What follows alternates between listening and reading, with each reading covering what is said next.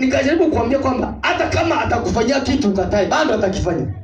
Maana yeye katika ukamilifu, katika huruma zake anafanya. Lakini sasa kuwa tuko katika hiyo hali ya kwamba hatuhesabiwi dhambi haimaanishi hatufai kutoa. Maana hiyo ndio kitu ambacho aliset an example first, yeye mwenyewe akaweka mfano. Tutakuwa we have a reference. When it comes to giving, we have a reference. And who is this reference? Our Father in Christ. Hallelujah. So ajasema sijitoe. Actually, we have a reference. He give us a reference. He has given us a reference. When an example, he has set us an example. Tunapotaka kutoa, we look at in his character and his giving. Umesema yes. Tunapotoa tunamwangalia. Halafu anatoa kwa njia gani? Anatoa kwa jinsi gani? Anatoa kwa namna gani? Ni nini ambacho kinamsukuma atoe? Hallelujah. Lakini unakuta watu wanatoa fani sababu si ubaya, lakini jinsi na ambavyo hawajajua. Yaani walifundishwa kutoa based on I don't know kwa misingi gani. Anasema hata ukiuliza mtu anatoa example ya kutoa kwa nani, anakwambia si hata Malaki imesema nitoe 10%. Mwingine anakuja na kuhubiri, nikakwambia mtu akikuhubiria kutoa kama business investor, my friend, hiyo si utoaji katika Baba. Na nikatoka kuambia kwamba Mungu ainvesti kwako ili umrudishie katika huruma zake, anapea mwenye hitaji. Yaani katika huruma zake, katika ukamilifu wake, that's why anakupea. Anaposukuma na upendo anakupea. Akupa ili ainvesti kwako. Ainvesti kwako.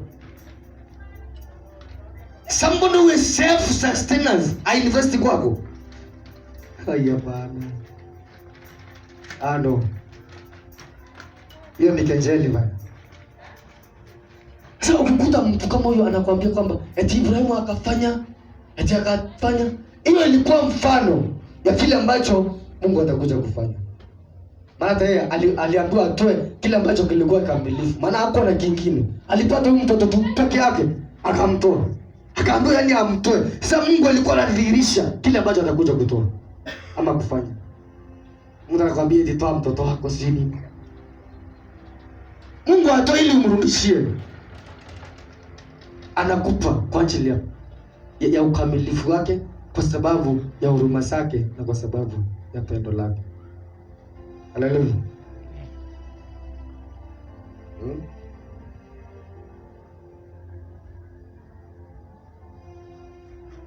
Hebu tusome Warumi 5:8. Warumi 5:8. Romans chapter 5 verse 8. Romans chapter 5 verse 8. Bali kwa ajili ya mtu aliye mwema, bali Mungu aonyesha pendo lake yeye mwenyewe kwetu sisi, kwa kuwa Kristo alikufa kwa ajili yetu tulipokuwa tungali wenye dhambi. Hiyo ndio ilikuwa tafuta, lakini hata ile bado tulisoma ilikuwa sawa. Anasema aje?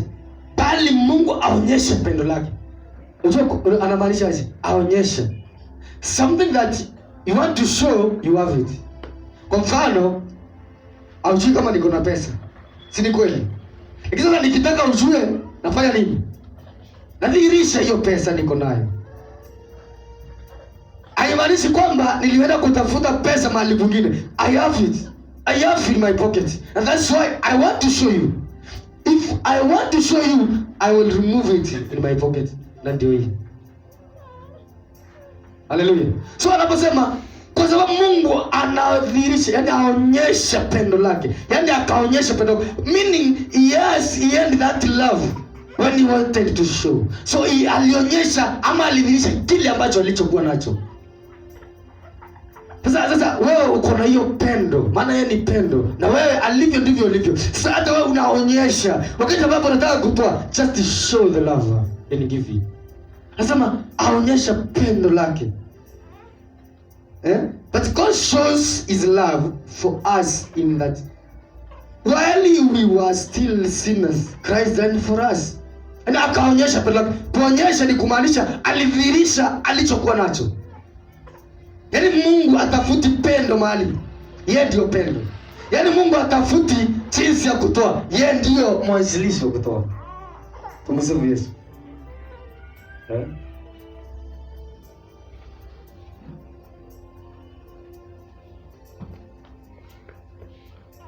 Hebu tuangalie Yakobo kidogo.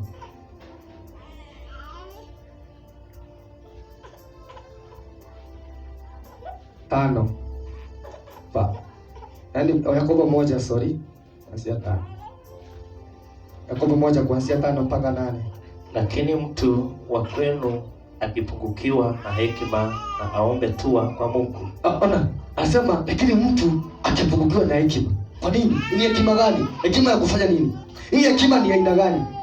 Anazungumza hapo hivi ndio anazungumza kwamba na mtu, kwa hiyo tu Yakobo, na mtu akijaribu aseme amejaribiwa na Mungu, maana Mungu ajaribiwi kwa maovu.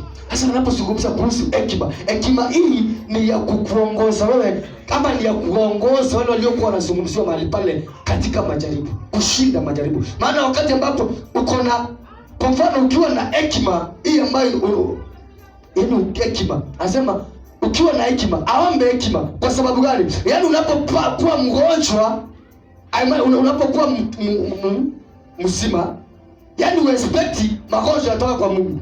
That is hiyo ndio anamaanisha anaposema na Mungu aombe hekima. Na mtu aombe hekima akipungukiwa na hekima. Hii hekima ni ya kusaidia wewe kukabiliana na majaribu ambayo yanakuja, ili uelewe moyo wa Baba.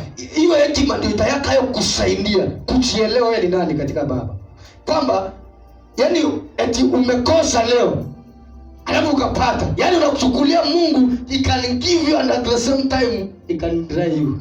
Sasa wao wanasema mtu naombe hekima, hekima ya kumsaidia. In fact kuna mahali hata si kwa proverb, kwa proverb si 8:17 inazungumza tu hekima, si ama inazungumza ngazi. Hebu tufungulie proverb si 8:17. Acha bandi afungue. Washikilia hapo mchungaji. Jamaliza. Unajua sasa hii hekima ni ya kwamba ili uweze kuelewa majaribu yanapokuja. Maana anakuja kanasema na mtu akijaribiwa. Hapo umefika. Tusomee. Si ni 8:17. 8:17 nasema, Mithali 8:17 nasema na wapenda wale wanipendao. Hapo sasa napenda wale wanipendao, wale wanifuatao kwa bidii wataniona. Wale wanifuatao kwa bidii wataniona. Unaona sasa, usi Mungu ni hekima.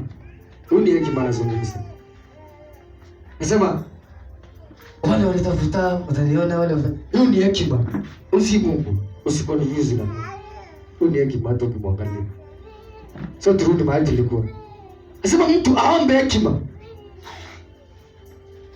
Hebu nifike hapo ili tuende vizuri pamoja. Kwa hiyo Yakobo.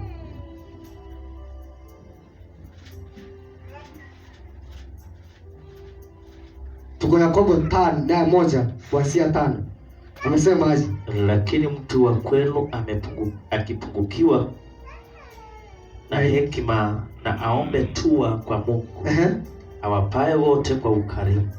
Tumepata sasa karakta nyingine katika utoaji wa Mungu. Ukarimu. Yaani Yesu, yaani Baba anatoa kwa sababu yeye ni mkarimu. Katika yaani kwa njia nyingine kwa sababu yaani katika ile ukarimu wake generously, hiyo ndio inafumsukuma atoe. Yaani anatoa kwa sababu ya ukarimu. Ndio anasema nini? Mtu yoyote akipungukiwa na hekima aombe ndio kwa Mungu, awapaye wote kwa ukarimu. Haleluya. Yaani si kwamba wewe tu umejua kuomba hasa unapewa. Si kwamba wewe tu umejua yaani kutamka maneno vizuri ndio ukapewa. Ni katika ukarimu anapea wote as long as umeomba, my friend. Hata ukiomba kwa Kigreek, mwingine aombe sijui kwa Kijaluo, mwingine aombe sijui kwa Kisheng, anasikiza. Ni mkarimu. He is the founder of the languages. Hakuna language hawezi sikia. Hakuna lugha hawezi sikia. So la wewe kujua kuomba ndio sababu akupe. Mungu anakupa kwa sababu ya ukarimu wake. Nasema mtu yote akipungukiwa na hekima. Hekima hii nimekwambia ni ya kuelewa moyo wa Baba. Hii hekima ni ya kuelewa moyo wa Baba, sisi ambavyo ulivyo. Maana kama hutakuwa na hii hekima, Yakobo anawashauri mtu akipungukiwa na hekima. Maana wakati ambapo unapata mabaya, unaanza kusema Mungu ananijaribu, Mungu anataka kudhibiti imani yangu. Au ni hekima umepungukiwa, haujamuelewa. Hii hekima ambayo uko nayo haujaelewa moyo wa Baba, ya kwamba maandiko yanasema kwamba ndani yake hakuna kivuli cha kugeuka. So yeye kama ni wa uzima, kama anatoa uzima, hawezi toa magonjwa. Sasa ndio hii hekima. Ukiwa na hekima, basi wanasema na mtu yote akipungukiwa na hekima, na aombe Mungu, aombe dua kwa Mungu, awapae wote katika ukarimu wake. Tumsifu Yesu. Tuendelee. Anasema aje? Number 6. Ila na aombe kwa imani. Ila na aombe kwa imani. Pasipo shaka. Pasipo shaka yoyote. Maana mwenye shaka ni kama wimbi la bahari lililochukuliwa na upepo na kupeperushwa huku na huku. Mwenye shaka, kwa nini natumia mwenye shaka? Hapa amesema Mungu apaye wote kwa ukarimu. Lakini anasema naombe kwa imani. Kwa sababu gani? As long as umepata hiyo hekima, hautakuwa na doubt ya kwamba wewe unajua moyo wa Baba unakaa kikamilifu jinsi ambavyo ulivyo. Yaani moyo wa Baba, kile ambacho Baba anatoa uzima. Period. Mauti ana. Sasa hiyo ndio mtu ambaye ana doubt. Yaani hiyo ndio kuwa hauna doubt. Hiyo ndio hekima unahitaji kuwa. Yaani kuomba ndio kwa Baba awapae wote. Anasema nani atakayeomba hii hekima? Atachagua mtu ambaye ataomba hii hekima. Anasema yoyote, mtu akipungukiwa na hekima, aombe dua kwa Mungu, awapae wote kwa ukarimu. Sasa na usisahau kwamba tunaangalia tabia za Baba katika utoaji. Hata umeona tabia nyingine katika utoaji ni ukarimu. Katika ukarimu wake anatoa. So si swali, yaani ya kwamba unataka kuanzisha biashara. Yaani si kwamba kwenda kuuliza mchungaji nitaomba aje. Ama kwenda kuangalia mwenye ambaye alianzisha biashara yake ikasimama naenda kuzungumza aje kwa Mungu. No. Amesema katika ukarimu wake na aombe hekima. Muombe hekima ya kuanzisha hiyo biashara, hekima ya kufanya kazi yako. Atakupa katika ukarimu wake. Angalia ti. Tuendelea hapo kidogo mpaka 8. Tunafika mpaka 8. Tunaenda namba 7. Maana mtu kama yule asidhani ya kuwa atapokea kitu kwa Bwana. Washini kwa nini anasema mtu kama yule, mtu kama mgani ambaye ako na doubt. Yaani maana kwa mfano kwa nini anasema asidhani kwamba atapokea? Ndio sasa mtu anagonga tu. Anaposema mtu kama huyo asidhani kwamba atapokea kitu kwa Baba. Kwa sababu gani? Huyo mtu hata anapopata mabaya anafikiria ni Baba. Anapopata mazuri anafikiria ni Baba. Hawezi pata, asidhani anapata. Maana asipokuwa na hiyo hekima ya kuelewa moyo wa Baba jinsi ambavyo alivyo, hawezi pata kitu kwa Baba. Maana sasa hata haelewi. Yaani anapopatana na mabaya anahusisha Mungu. Anapopatana na mazuri anahusisha Mungu. Anapokosa anahusisha Mungu. Anapopata anahusisha Mungu. Mtu kama huyo ni wa kusita. Basi nani lazima aje? Basi hiyo ndio kusita anazungumzia. Mtu wa nia mbili usita-sita. Mtu wa nia mbili usita-sita. Katika njia zake zote. Sasa huyo mtu ajielewi, ajifahamu, anasita. That's why you are very confused like that person. He will be very confused because haelewi moyo wa Baba jinsi ambavyo ulivyo. Mtu wa nia mbili. Kitu kwanza unafaa uelewe, Mungu anakupa kwa ukarimu wake. Through his generous, he gives you. So kile ambao huyu utakwamba anahimiza ni kwamba aombe na imani. Maana mtu wa nia mbili usita. Maana kwa mfano akiomba kitu ambacho ama aanzishe kitu maybe collapse, asema ni Mungu amefanya, yaani Mungu ameruhusu collapse. Maana haelewi moyo wa Baba. Mtu wa nia mbili usita. Tule moyo wa Baba kwanza. Tunajaribu kutafuta, yaani kujua tabia ya Baba katika utoaji. Tunajaribu kuangalia moyo wa Baba jinsi ambavyo ulivyo when it comes to giving. Inaona when you are giving, we will have something, a reference to look at. Hallelujah. And that's what, let us concentrate. We are concentrating on the character of God when it comes, the art of the Father when it comes to giving. Kwa sababu kuangalia moyo wa Baba inapokuja katika utoaji. Kwanza kabla tujiangalie, kabla tuelewe sisi jinsi ya kutoa, sisi tunahitaji tuelewe, tupate reference yetu sisi. Bado tuangalie, tutakuwa tunaangalia nani, where we will look, tutatazamia wapi tutapotoa. That's why we are looking, we are concentrating on the art of a Father, on the characteristic of Father when it comes to giving. Hallelujah. Nasema mtu wa 266, mtu kama huyo wa 266, maana hapo ndio nasema sasa unakuta hekima hii naomba ni hekima gani? Maana anapofika pale anawaambia mtu akijaribiwa, so unapopitia hapo usianze kusema eti mtu ndiye anajaribiwa. Hii hekima ni hekima tu ya kuweza kukabili yale majaribu ambayo yanayokuja katika maisha yako, ili uweze kuelewa. Hii hekima, unapokuwa na hiyo hekima, you will know who you are in Christ. Sasa ndio hekima, na hekima hii he will give you automatically because of who is generous. He will give you hiyo hekima. Tumsifu Yesu.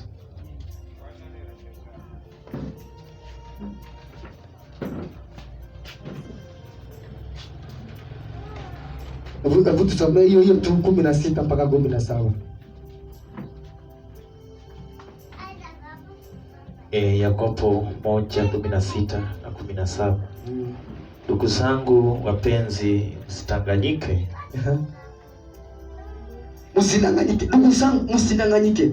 17 inasema kila kutoa kuliko kwema na kila kitolewacho kilicho kamili kutoka juu ushuka kwa Baba wa mianga, kwake hakuna kupatilika wala kifuli cha kukeuka. Kuna kivuli cha kugeuka. Kila kitolewacho kikamilifu kinatoka juu. Kwa sababu gani? Sasa kwa mfano anajaribu kukuelezea. Kama kwa mfano umeomba hekima, umeipata, imetoka juu. Hakuna kugeuka. Eti akupe hekima alafu akuchanganya akili. Yaani uchanganyikiwe at the same time. That's why hivyo ndivyo watu wanaelewa moyo wa Baba. Yaani wanaelewa tabia ya Baba kwa njia nyingine. Yaani mtu anajua kwamba naweza kuwa mgonjwa at the same time God can bring magonjwa kwangu, can bring sickness kwangu. Tena anasema kwamba ndani yake hakuna kugeuka, hakuna kivuli cha mgeuka. When he says yes, it is yes, no option. There is no option kwa God. Yes. Hakuna option. Sasa wakati ambapo unataka kutoa, tumeangalia sifa, yaani moyo wa Baba ulivyo katika utoaji. We are not empty vessels trying to fill God's character. We are full of God's releasing God's character. Yaani hatuko mboksi matupu tukijaribu kudhihirisha tabia ya Baba. Tuko na tabia Baba tukiachilia tabia Baba. Si kama unanipata. I'm saying we are not empty vessels trying to fill God's character in us. We are full of God's releasing His character. Tumsifu Yesu Kristo. Yaani hatutafuti, yaani hatuko mamboksi matupu. Yaani hatuko mikebe mitupu tukijaribu kujaza tabia ya Baba ndani yetu. Tumejazwa na tabia, ama tumejaa tabia Baba, tunaidhihirisha ama tunaiachilia tabia ya Baba. Tumsifu Yesu. That's the key point. When it comes to, yani katika maisha yako unahitaji kuelewa hiyo point vizuri sana.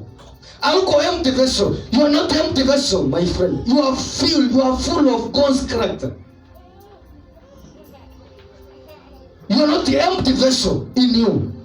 Rather you are full. We are not empty vessels trying to fill God's character. Hatuko mamboksi matupu tukijaribu kuchua ama kujaza tabia ya Baba ndani yetu. No, we are full of God's releasing His character.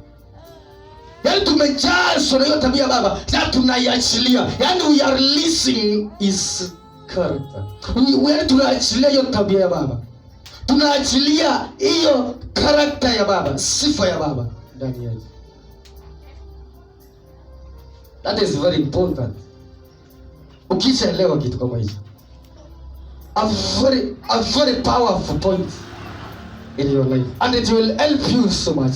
Yaani itakusaidia zaidi ya kwamba ukielewa wewe hauko bure, yaani hauko mkebe bure, yaani hauko mkebe bure. Yaani ukijaribu kutafuta tabia ya baba ndani yako, yaani wewe umejazwa na tabia ama umejaa tabia ya baba, kazi yako ni kuachilia ile tabia ya baba. That's very important to know. Hallelujah. We are spending much time trying to feel God's character rather than releasing his character. Another point, very important also. We are spending much time, yaani tunatumia muda mwingi tukijaribu kujaza ama kujaza tabia ya baba ndani yetu rather than releasing. Yaani tunatumia muda mwingi kutafuta tabia ya baba other than kuiachilia. Maana we have it. Yaani muda mwingi ambao tutafuta yani kutafuta tabia ya baba ambayo iko ndani yetu, ambayo we are supposed to be releasing it. Rather than to release, tunaanza kuitafuta. We are spending much time. That's what I mean. We are spending much time trying to feel God's character rather than releasing his character. Rather than releasing his character. Very important also. Kwamba wewe uelewe kwamba muda ambao unahitaji kutumia muda mwingi kuachilia tabia ya Mungu ndani yako. Hallelujah. Maana iko ndani yako. You are not searching for it. You are not begging. In fact, Mungu hakuongwa. Hata nimepata sasa uelewe. Mungu hakuongwa na yeyote ili akufanye wewe kuwa mwana ama akufanye wewe kujua tabia yake. Hakuongwa na mtu. Na kile ambacho kinadhihirisha zaidi ni wokovu wake. So hakuongwa na mtu wewe kukupa wokovu, kutoa wokovu wake kwako. Hakuongwa na mtu, hakushawishiwa na mtu. Si wewe ulimshawishi kwa matoleo yako. No. By then hata huko unajua kutoa. So hakushawishiwa na chochote. Hakuwa convinced the way a person can convince. Mtu anaweza kusawishika katika utoaji. When it comes to giving, somebody can be convinced. Kwa mfano, unaweza kukuta mtu anaanza kuhubiria, anaweka topic fulani, na through that doctrine unakuwa convinced na you give. God is not like that. Our Father is not like that. Moyo wa baba katika utoaji asawishiki na mtu yote, asawishiki na chochote. Anatoa kwa sababu ya ukarimu wake, anatoa kwa sababu ya huruma zake, anatoa kwa sababu ya ukamilifu, na mwoso anatoa kwa sababu ya pendo lake. Hivyo ndivyo alivyo. Hallelujah. Acha kiwa really, as I'm summarizing for today, because I have told you we are concentrating kujua tabia sababu katika utoaji. With that foundation, you can give freely. You can have somewhere to look when you're giving. You can, yani sasa katika hiyo msingi kidogo tumeanzisha, unaweza kutoa ukicho unatoa kuangaliana. Hallelujah. That's very important. Na kwamba tukijua kwanza moyo baba katika utoaji, you can give freely. This somebody is supposed to convince you when it comes to giving. No, you're supposed to give because your father is a giver. Now through his love is giving. He gives. Through his love he gives. Your father. Your father through his perfection he gives. Your father through his mercifulness he gives. Through his generous he gives. Through his love he gives. And also the Bible says we are, yani, the way he is we are, the way he is we are. If he is love, we are love. Yani we represent that love in him. So na cha muhimu zaidi ni hiyo point mbili ambazo tunasema kwamba we are not empty vessels. Yani wewe si chombo kitupu. You are not empty vessel. Try to release and trying to release to try to have God's character. No, we are full. Yani you are full of God's character, releasing his character. Yani wewe umejazwa tabia ya Baba iko ndani yako. Sasa kile ambacho unahitaji ni kuachilia na kuidhihirisha. Simama.